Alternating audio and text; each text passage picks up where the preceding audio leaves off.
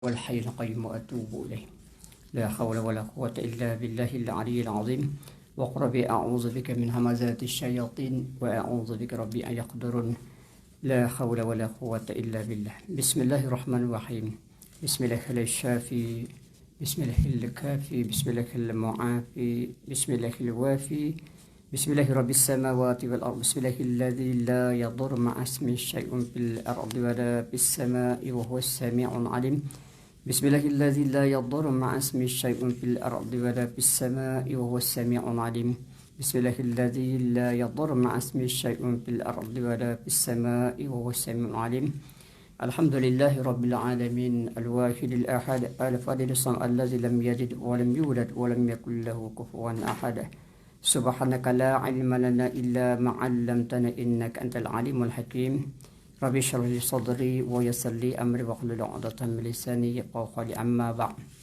Yang saya hormati Musyi dan Tuan Kuasa Surau KKR, muslimin muslimat yang dalam sekalian, bersyukur kita pada Allah SWT pada tengah hari ini dapat kita bersama sekali lagi dalam majlis ilmu. Moga-moga dapat kita menambah baik ilmu yang kita sedia ada dalam usaha menjadi orang beriman dan bertakwa kepada Allah SWT. Baik, hari ini kita bincang berkaitan dengan pengobatan Islam. Kita nak lihat persoalan-persoalan tentang makhluk halus ataupun jin sebagai contoh. Baik, persoalan pertama, bolehkah makhluk halus itu boleh menyebabkan penyakit? Penyakit ni, bila sebut penyakit ni, penyakit rohani dan juga jasmani, sebagai contohnya, ataupun dia boleh mendatangkan penyakit kepada kita tak, bagi contohnya. Baik, dalam membincangkan persoalan ini, ramai di kalangan kita pun keliru sebenarnya. Sebab tu kita, kalau ustaz perlu bagi penjelasan yang lebih mendalam lagi lah. Kerana bagi kita, biasanya bagi orang yang tak faham, yang kurang kefahaman terhadap makhluk halus ini, mereka beranggapan bila mana dia pergi jumpa doktor kata tak ada sakit apa. Itu dia. Doktor tak beritahu tak ada sakit apa, tu maknanya tidak ada penyakit yang kronik sebenarnya, Itu dia. Penyakit-penyakit yang tidak kronik ada. Contoh, tadi baru je ustaz datang tadi daripada Paya Jaras, satu keluarga 3 orang tadi. Dia beritahu, ustaz saya baru balik hospital ustaz, semua okey, darah okey semua, Ustaz pun cek BP dia pun okey semua, begitunya, tapi juga tiba-tiba dia jatuh nak pingsan. Contoh dia, dalam hal itu. Jadi maknanya persoalan ini hanya kita dapat merungkai ataupun menjawab, kita kena faham, kita kena sedar bahawa alam semula jadi itu bukan saja didiami oleh manusia, tapi kena faham bahawa dia juga didiami oleh makhluk yang tak nampak tu, ataupun disilahkan jin sebagai contohnya. Itu dia dalam kutip itu. Kerana alam ini diciptakan oleh Allah SWT untuk semua makhluk, termasuklah makhluk yang nampak ataupun makhluk yang tak nampak, bagi contoh. Jadi sebab itulah kita kena faham bab ini. Malah Allah menjadikan alam ini untuk kita manfaatkan segala-galanya ciptaan Allah ini untuk dimanfaatkan oleh manusia, untuk dimanfaatkan oleh makhluk lah. Bila semua makhluk itu termasuk manusia, haiwan, tumbuh-tumbuhan, jin sebagai contohnya, Sebab itulah dalam Islam menuntut agar umat manusia ini sentiasa kita ada perlindungan pada ta'awuz, melindungi diri kita itu. Bagi contoh, meminta doa supaya Allah lindungi kita daripada perkara-perkara yang tak nampak tadi, terutamanya alam jin. Bila sebut alam jin ni, kita dah tahu dah musuh kita, yakni syaitan. Sebagaimana doa yang kita bacakan selalu, kita baca a'udzubillahi minasyaitanirrajim, ta'awuz. Nak baca Quran, Allah suruh kita ta'awuz. Nak masuk tandas, kena ada ta'awuz juga, bagi contohnya. Nak pergi mana pun, nak mulakan sesuatu pekerjaan itu, sebagai contohnya, kena a'udzubillahi minasyaitanirrajim. Biar di mulut jadikan zikir. Ataupun ayat-ayat yang lain, tapi bertujuan untuk perlindungan kita, untuk perlindungan sebagai contohnya. Baik, dalam Al-Quran menjelaskan dalam surah Sad ayat 41. A'udzubillahi minasyaitonirrajim wa zkur abdana Ayub iznada rabbahu anni massani syaitan binusbin wa azabin, yang bermaksud dan ingatlah peristiwa hamba kami yakni Nabi Ayub alaihissalam ketika dia berdoa. Dia berdoa merayu kepada Allah Subhanahu Wa Taala dan berkata, sesungguhnya aku diganggu oleh syaitan dengan kepayahan dan kesesaan penyakit.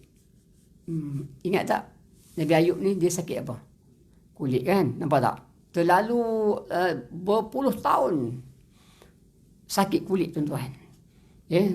Maknanya di sini kita kena faham bahawa salah satu tip bagi kita, sebab itu bila ustaz dah kaji Al-Quran hadis ni, sebab tu ustaz tahu. Bila orang datang, ustaz gatal suruh badannya, pergi hospital guna ubat ni tak baik, maka dia juga kena faham, dia juga ada simptom gangguan makhluk halus di kulit kita. Di kulit kita. Jadi maknanya ikhtiar kita tu, dia ustaz sebut dah, kena faham dua benda. Penyakit rohani, penyakit jasmani. Maknanya kena ada ikhtiar. Tak boleh kita kita berubat, pergi pakar kulit, pergi pakar ni, tapi tak sembuh juga. Sebab tu perlu ada alternatif rawatan. Ataupun sebenarnya bukan alternatif, sebenarnya kena selari tu. Dua-dua rohani jasmani tu kena ada rawatan di situ. Contoh saya dah bagi tahu dululah. Di penyakit kulit ni, demam, kan kita rasa panas badan kita kan. Tengok check temperature gitu, tembak kat dahi. Apa sebab di kulit demam, panas. Kita rasa dia panas mana? Letak kat dahi, letak bawah ketiak, tu dia rasa kepanasan dia. Apa sebab dia? Okey, salah satu daripadanya ada syaitan ataupun golongan jin yang nama dia Ummu Sibyan. Ummu Sibyan ini dia berada di bahagian luar, di kulit kita, supaya kita akan menambah kesakitan pada organ ataupun anggota tubuh badan manusia, sebagai contohnya. Begitu je. Jadi maknanya kalau demam, sebab itulah Nabi ajar kita, kalau demam kita buat apa? Kita baca doa kan. Baca doa, Bismillahirrahmanirrahim, A'udzubillahil azim min syarri aqna wa min syarri harin nar. Kemudian kita baca Allahummarham jildahur raqi wa azmahud daqi wa irqahul saghi min syiddatil hariq ya umamil dam. Nampak? Ya umamil dam. Umamil dam ni umumil dam, ibu. Dengan kata lain Ummu Sibyan lah. Nama lain umamil dam. Bagian juga maknanya dia berada di kulit. Dia terasa bahang sebagai contohnya. Itu konsep dia. Jadi sebab itu Nabi Ayub ni berdoa, dia kata sebab apa? Dia diganggu oleh syaitan dan kepayahan dan penyakit kulit terlalu lama. Terlalu lama sebagai contoh dia. Baik, apatah lagi kita. Kan? Kita ni orang biasa. Nabi Ayub lagi kan diganggu, masa sama kita pula manusia yang biasa. Jadi kisah Nabi Ayub ni, tuan-tuan muslimin di mana beliau berhadapan dengan penyakit fizikal yang dahsyat ketika itu, iaitu berpunca daripada sentuhan ataupun penangan syaitan. Orang Melayu banyak macam-macam istilah. Ludah syaitan pun ada juga. Air kencing pun ada juga, macam-macam istilah kan. Mungkin betul kita tak tahu kan, tapi pokoknya ada sentuhan di situ daripada syaitan. Contoh orang putih panggil gutter. Gutter ni macam kena tik ulat. Lagi digaru lagi merebak, lagi digaru lagi merebak. Gutter, seluruh badan boleh berlaku, seluruh badan. Itu juga ada kena mengena dengan gangguan makhluk halus. Begitunya macam-macam ustaz jumpa benda ni, bab-bab tu yang kadang-kadang dia pergi hospital tak sembuh-sembuh, kena ikhtiar cara perawatan spiritual, iaitu doa. Baik, dalam surah Al-Baqarah ayat 102 juga mengisahkan tentang ilmu sihir yang diajar oleh syaitan kepada manusia. Di mana ilmu sihir tersebut hanya boleh membawa kemudaratan, dan tidak membawa kepada sebarang manfaat kepada manusia. Jadi sebab itulah kita kena berdoa. Ayat 102 ini juga diceritakan, dan itu ingat tak Ustaz sebut ayat 102 Al-Baqarah. Itu adalah ayat ilmu sihir pengasih. Okay? Kalau nak amal ayat pembatas sihir pengasih, ayat 102 Al-Baqarah. Okay? Rasulullah SAW turut memohon dalam doa baginda dengan menyebut ayat, iaitu memohon perlindungan dengan Allah daripada gangguan syaitan yang boleh menyebabkan kesakitan. Dalam Al-Quran pun ada tak? Tadi Ustaz pun baca tadi, nak mulakan tadi Ustaz baca wa qur rabbi a'udzubika min hamazatis syayatin wa a'udzubika rabbi ay yaqdurun. Ada dua, ayat 97 98 Al-Mu'minun kan. Aku berlindung ataupun aku mohon kepada Allah supaya syaitan tidak menghampiri aku dan tidak menghasut aku. Dua benda. Ini maksud dia perlindungan sentiasa. Nak ceramah pun Ustaz baca gitu. Nak berdoa pun Ustaz akan baca begitu. Di mana-mana Ustaz akan baca. Nak mulakan rawat orang pun Ustaz akan mula dengan ayat. Bagi contohnya. Ayat itu. Ya. Jadi nampak Nabi pun berdoa tuan-tuan. Untuk menghindarkan daripada gangguan makhluk halus. Jadi sebab itu kalau kita lihat dalam Al-Quran ini banyak istilah-istilah. Ya, jelas menyebut bahawa makhluk halus ini berupaya memberi kesakitan ataupun menyakiti manusia dengan berbagai-bagai perlakuan ataupun kaedah-kaedah.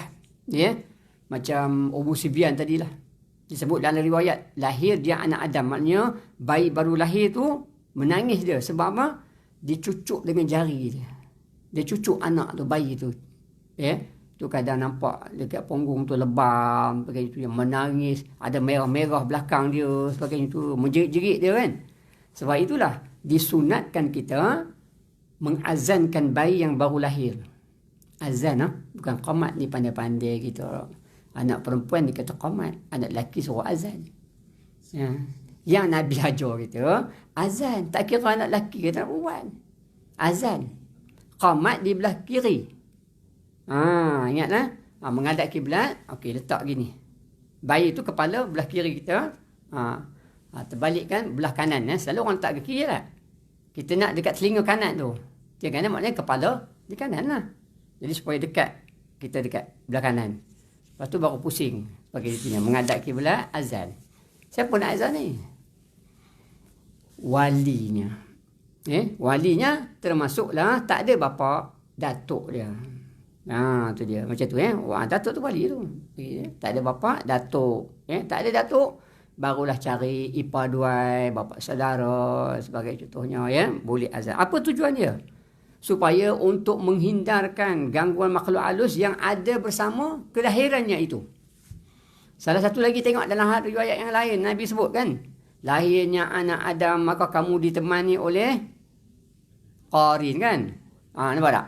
Lahir kita, qarin pun ada dulu dekat. Jadi sebab itu kena azan tu. Ya. Kenapa kita perlu disunatkan kita mengakikahkan? Ustaz sebut dulu kan?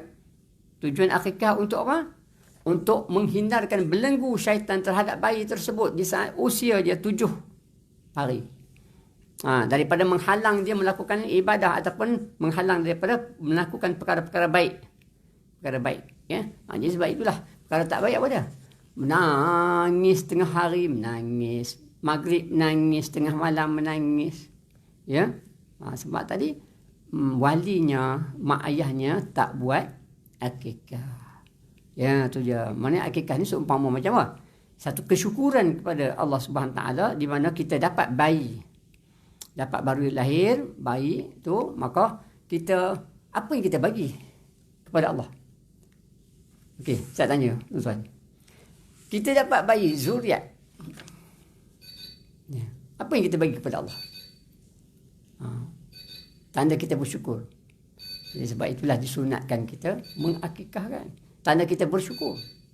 Itu salah satu daripadanya sebagai contohnya. Ya. Okay.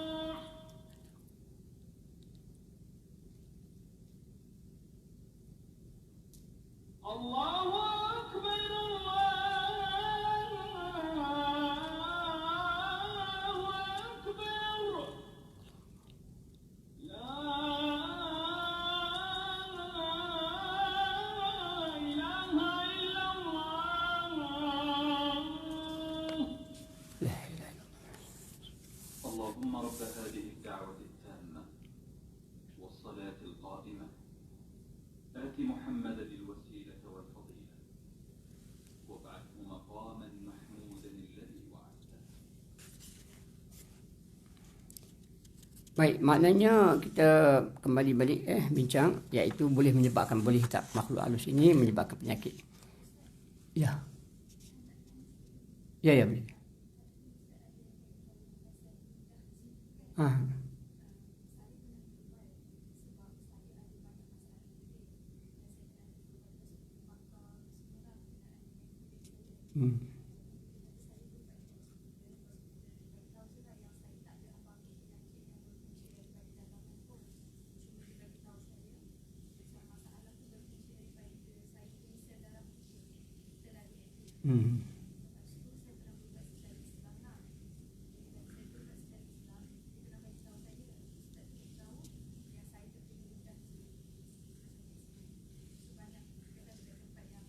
Ya.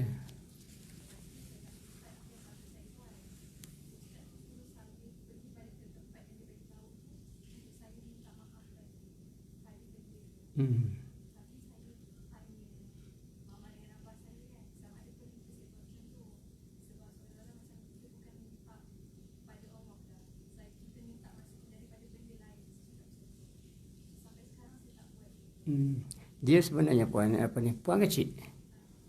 Puan, sebenarnya bukan kita minta pada dia tu. Dia macam ni. Makhluk jin ini macam manusia lah. Dia mukhalaf.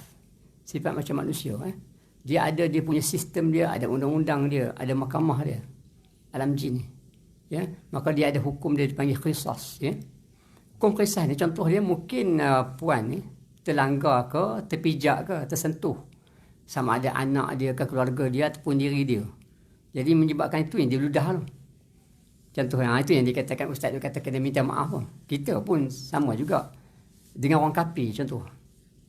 Ya, non muslim katakan. Kita tersentuh dia, terlanggar dia. Say sorry tak? Sama juga lah makhluk tu. Tak salah dalam konteks itu, tapi bukan kita minta untuk ni tak. Sekiranya kalau betul lah kita ni tersalah, terpijak, terlanggar. Jadi maknanya tak salah kita ni. Sebab dia pun faham. Itu kan. Sebab apa dia hukum kisah? Hukum kisah dia macam ni. Kalau dia cedera, dia balas cedera. kalau katakan kita terpijak kaki anak dia, patah kaki dia, kita tak nampak ni, maka kaki kita pun akan patah. Sebab itu di highway ya, banyak berlaku aksiden kan. Kenapa? Sebab apa? Satu ketika dulu sebelum masa pembinaan di highway itu diletupkan kawasan dia dibelah bukit sebagainya tu ya, batu-batu tu diletupkan rumah tempat tinggal dia. Jadi menyebabkan ramai yang cedera.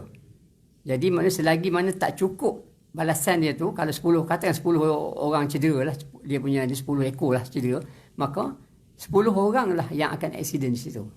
Dia macam tu. Tu maksud hukum qisas. Ya.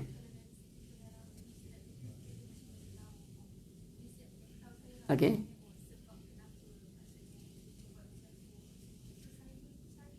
Yang tu spiritual. Yang tu kita tahu ya. Tapi sebagai satu ikhtiar, kita melapangkan dada macam Ustaz sebut tadi lah. Ya, tak kira siapa juga, bukan saja orang Islam saja kan. Sama ada yang tak nampak ataupun nampak ya, makhluk tu pun dia ada kalanya dia muslim, jin. Sebab dalam surah Al-A'raf ada semasa Nabi berdakwah kepada mereka, sebab Nabi kata ada golongan yang ikut haluan dia, ada gangguan makhluk tu jin tu yang masuk Islam yang semasa mendengar bacaan Al-Quran daripada Nabi sallallahu alaihi wasallam. Nampak tak? Jadi maknanya tak salah dalam hal itu ya. Tapi kalau dicerita gini itu sudah ada orang kata banyak pemalsuan di segi fakta dan kita tidak boleh mempercayai 100%. Ya, cukuplah sekadar kita ikhtiar, kita pergi, kita sekiranya lapik. Sekiranya aku tersalah masuk ke, macam banyak orang hilang masuk alam bunian kan, yang kena sorok tu. Dia termasuk teritori dia, alam dia. Kadang-kadang kita pergi ambil pokok bunga dalam hutan tu. Minat sangat pokok tanduk rusa atau paku pakis kan. Jadi maknanya bawa balik rumah. Dia ikut sampai rumah. Banyak berlaku. Ataupun akar. Banyak kes berlaku macam tu. Dia ambil akar, dia sambil mandi-mandi kat sungai tu, dia ikat tangan dia buat gelang lah kono balik ikut. Ada satu kes dekat Pangsun. Ulangan saya rawat. Dia cakap India. Duk yang dalai duk sembah macam ni, dalai. Rupa-rupanya tempat situ tempat buangan abu mayat. Bagai itunya ya. Saya tanya suami dia pergi mana? Dia kata kami baru kahwin, dia kata pergi mandi dekat Pangsun air terjun. Dan dia ambil akar yang berjuntai tu daripada air terjun tu, dia ambil, dia buat gelang. Saya kata pergi hantar balik. Baru selesai. Nampak tak? Macam tu, contoh macam puan tadi, kena buat macam tu lah. Sebagai satu ikhtiar lah. Mana tahu ada rezeki puan, ya insyaAllah dengan izin Allah SWT. Ya. Baik, kita lihat satu lagi di mana penyebab manusia ni kesakitan. Okay? Disebut dalam surah Al-Fusilat. Ya. Surah Fusilat ayat 36. Yang berbunyi, A'udzubillahi minasyaitanirrajim. Wa imma yanzaghannaka minasyaitan nazghun. Ya. Fasta'iz billah. Innahu huwas sami'ul alim. Yang bermaksud, dan jika kamu ditimpa sesuatu gangguan daripada syaitan lah, ataupun godaan daripada syaitan ya, maka berlindunglah dengan Allah. Allah sebut fasta'iz billah. Minta. Maknanya berlindung dengan Allah ni bukan semestinya kita baca ayat-ayat tertentu. Paling tidak pun ya Allah, kita doa kan, ya Allah berilah perlindungan kepada aku. Berdoalah. Itu ta'awuz sebagai itunya. Minta doa pada Allah. Berlindunglah. Sesungguhnya dialah sahaja yang maha mendengar lagi maha mengetahui. Baik, kalau ini kita rujuk dalam tafsir. Ya, perkataan tadi saya boleh. Ya, tengok sebut. Minasyaitan ni nazghun. Ya, maksud nazghun. Dalam ayat tersebut diterjemahkan kalau kita rujuk dalam kamus. Ya, dalam kamus Arab dengan makna nazghun itu. Nazghun itu cara dia. Method.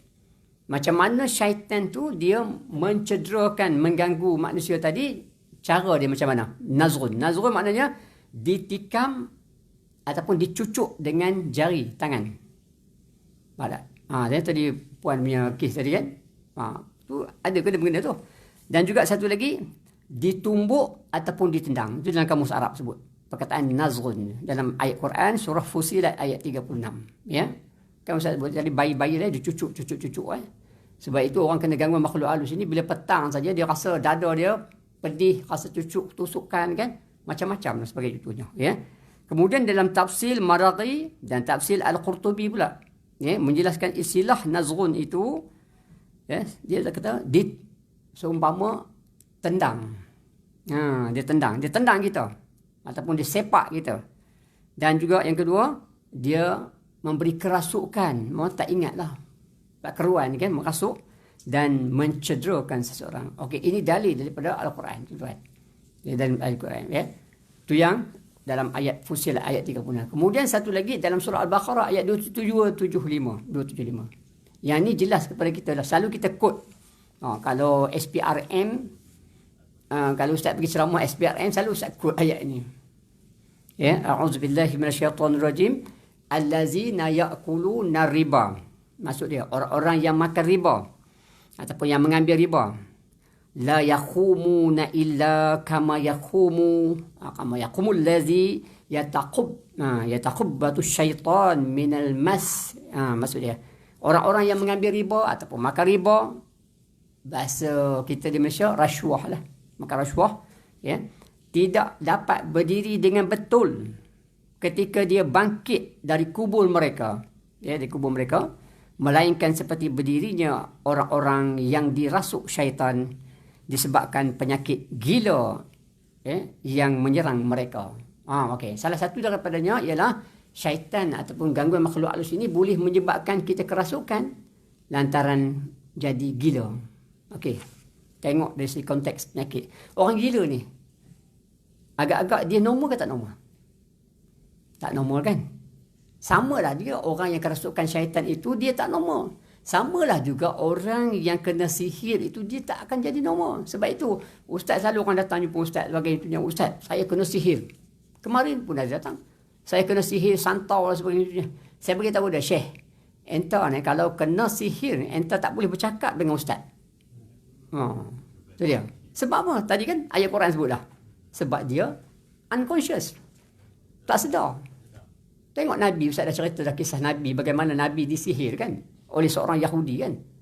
Sampaikan Nabi tidak boleh mengikut giliran dengan isteri-isterinya dengan betul.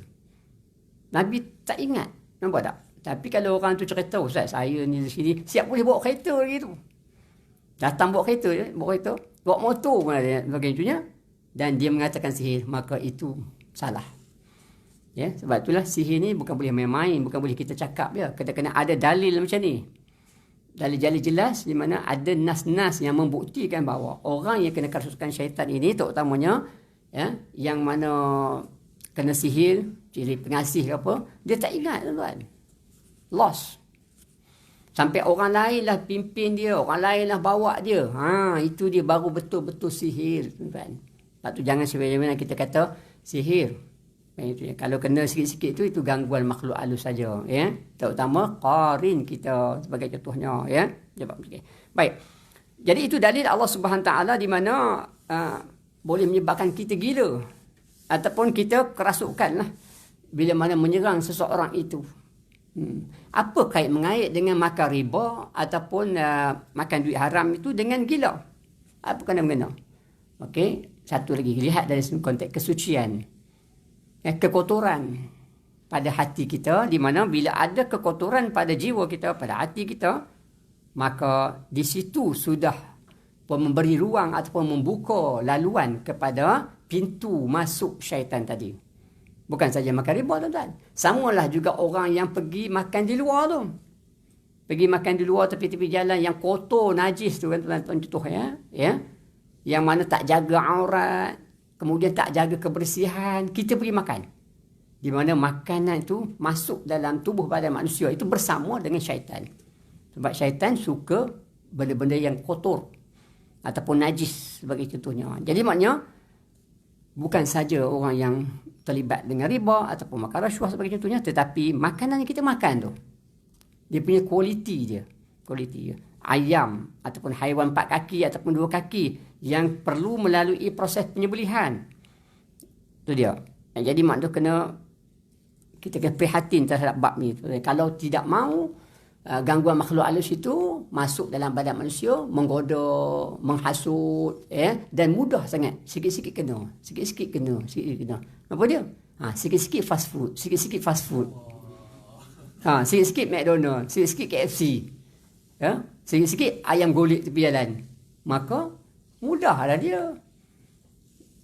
Gangguan kita sebagai itunya. Ya, itu maksud dia dalam dia. Baik, kalau kita lihat istilah dalam ayat tadi, ayat 275 tadi, istilah at-taghabut itu. At-taghabut. Ya, ataupun disebut yatahubbatu syaitan minal masjid. Perkataan itu dalam ayat tersebut ditafsirkan, yakni maknanya apa? Dia mencekik dalam bahasa Arab. Ya, dia cekik kita. Cekik, ya. Dan juga menyakiti hingga meraung-raung sakitnya.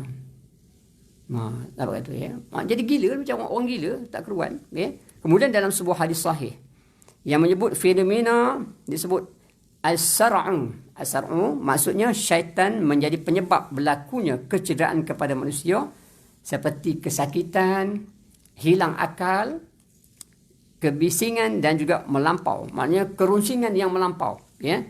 Dan berbagai. Tadi saya sebut dalam ayat Quran tadi minal mas, gila. Bahasa Arab minal masi. Gila lah tu. Begitu. Jadi maknanya hilang akal. Bila hilang akal pedas. Unconscious lah tu. Hilang akal. Ya, sebagai itunya. Ataupun subconscious. Sedar dengan tak sedar. Boleh berlaku sebagai itu. Baik. Hadis yang diriwayatkan oleh Atta' bin Abi Rabah telah menceritakan atau telah meriwayatkan perihal seorang perempuan datang menemui Rasulullah SAW dan mengadu kesakitan dan kesengsaraan akibat perbuatan jahat syaitan. Hadis daripada Ya'la bin Murrah juga telah menceritakan seorang budak lelaki yang mengalami penyakit dia panggil al-lamam, seperti gila. Al-lamam ni juga gila disebabkan gangguan syaitan. Sebab ni dalil-dalil lah. Dari dalil makhluk Allah boleh menyebabkan penyakit. Hadis daripada Osman bin Abi Al-As mengadu kepada Rasulullah tentang kesakitan yang menimpa dirinya menyebabkan dia tidak dapat bertugas dengan Rasulullah. Jadi Rasulullah mengatakan bahawa itu adalah angkara syaitan sebagai contohnya. Ada banyak lagi lah hadis-hadis ataupun dalil-dalil seperti mana yang berlaku. Baik, kesimpulan tuan-tuan muslimin, bolehkah makhluk halus ini menyebabkan penyakit? Yes. Ya, kesimpulannya dalam Al-Quran ada, dalam hadis ada disebut, ni membuktikan bahawa makhluk halus ini dia berupaya melakukan perkara-perkara yang mendatangkan kemudaratan ataupun penyakit. Ya, satu lagi. Kemudian kalau kita rujuk dalam hadis Nabi pula, nak kait dalam bidang sains pula, Nabi sebut inna syaitana yajri min ibni Adam majrad dam. Syaitan duduk dalam jasad anak Adam bersama dengan darah yang mengalir. Ini dalam konteks sains pula kita lihat. Dalam hadis itu dia ada sains, konteks sains, ya.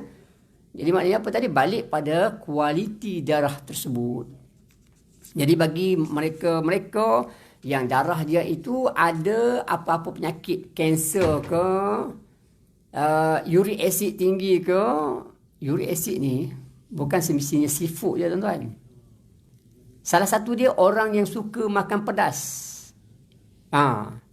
Yang cili boh lah, cili yang tu, dia ada pengawet tu. Cili-cili yang tuan-tuan makan nasi lemak ke apa-apalah, cili boh tu, dia ada pengawet. Untuk preserve dia, maka masuk dalam badan, dia akan membentuk uric acid. Kadang-kadang ustaz buat kajian kan, orang kena gout. Dia kata, ustaz saya memang tak makan seafood. Okey, satu lagi saya akan tengok. Saya akan tanya, tuan makan benda pedas tak? Ya ustaz, saya suka pedas. Itu dia. Maka mereka akan menyebabkan radang sendi lah. Gaut, bengkak di lutut, bengkak di sendi-sendi badan kita. Jadi sebab itulah, selalu saya peringatkan diri saya dan tuan-tuan, berpada-pada lah makan ni. Jangan pedas ikut sedap, ya pedas. Begitunya, ya. Rasa-rasa cukup lah. Sedapnya itu, atas buah halkum ke atas saja. Masuk bawah buah halkum, urat merih tu. Ni, lubang urat merih berada di ni, kerengkung ni. Buah halkum tu. Di situ lubang dia. Urat merih tu saluran makan dan minum. Masuk ke bawah adalah penyakit. Ya, tu ya. Jadi sebab itu ni kaedah rawatan Islam ni jika prihatin begitulah seperti itu. Ya. Wallahu a'lam.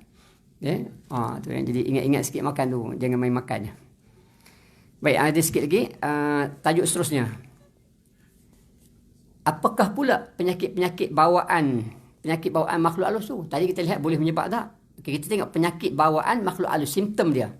Macam tadi puan tadi kata apa? Sakit kulit kan? Darah, problem darah dia, sel darah putih. Darah putih bagi dia.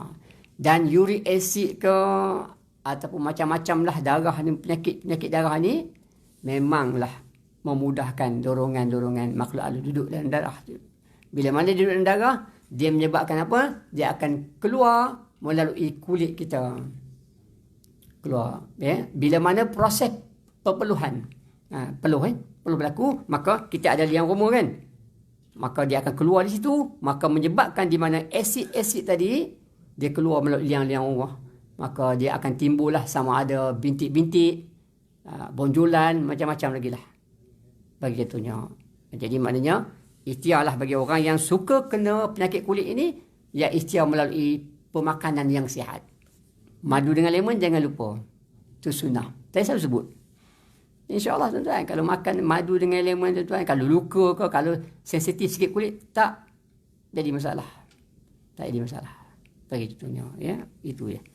Baik, berdasarkan nas-nas sahih, khususnya daripada Al-Quran dan Sunnah, bahawa Allah SWT menjelaskan makhluk halus seperti jin, ifrit, dan berbagai-bagai lagi penyebab kepada penyakit ke atas anak-anak Adam dalam keadaan masa-masa yang tertentu. Antaranya disebut dalam surah Al-Baqarah tadilah, ya.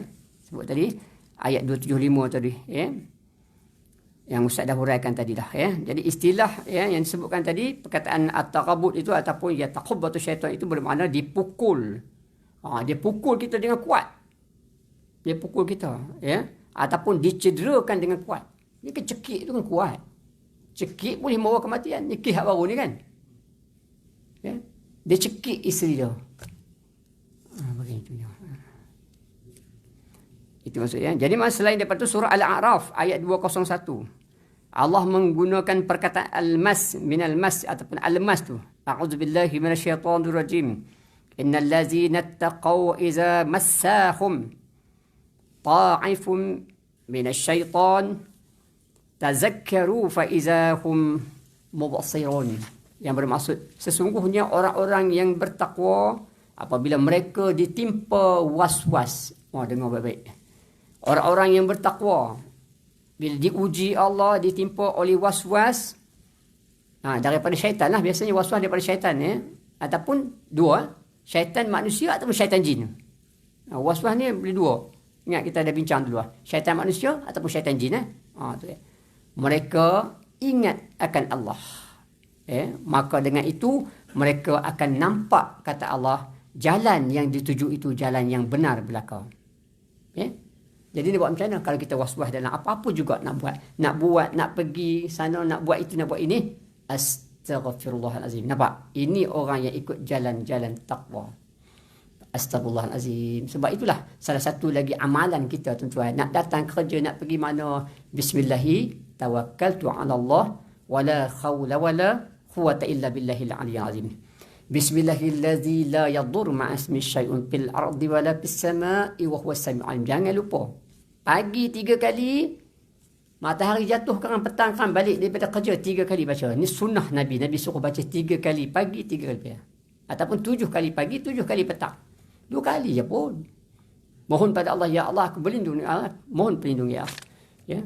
Jauhkan aku daripada kemudaratan yang ada di bumi dan juga di langit. Masya Allah, tuan-tuan, dalam hal itu. Ya. Jadi insya-Allah, tuan-tuan, kita akan sambung lagi pada sesi kuliah yang akan datang. Yang baik daripada Allah juga, yang tidak baik daripada Ustaz sendiri, yang baik sikit. Aku qouli hadza wa astaghfirullahalazim li wa lakum. Wassalamualaikum warahmatullahi wabarakatuh.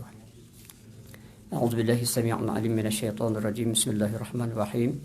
Alhamdulillahi rabbil alamin wassalatu wassalamu ala asyrafil anbiya'i wal mursalin wa ala alihi washabbihi ajma'in. A'udzu bikalimatillahi tammah min kulli 'aduwwin wa hammah wa min kulli syaitanin wa 'ainin lammah. أعوذ بالله الواحد الماجد من كل عدو وحاسد ومن كل شيطان مارد. بسم الله الرحمن على عبده بقوله لقد خلقنا الإنسان في أحسن تقويم. ربنا آتنا في الدنيا حسنة وفي الآخرة حسنة وقنا عذاب النار. والحمد لله رب العالمين.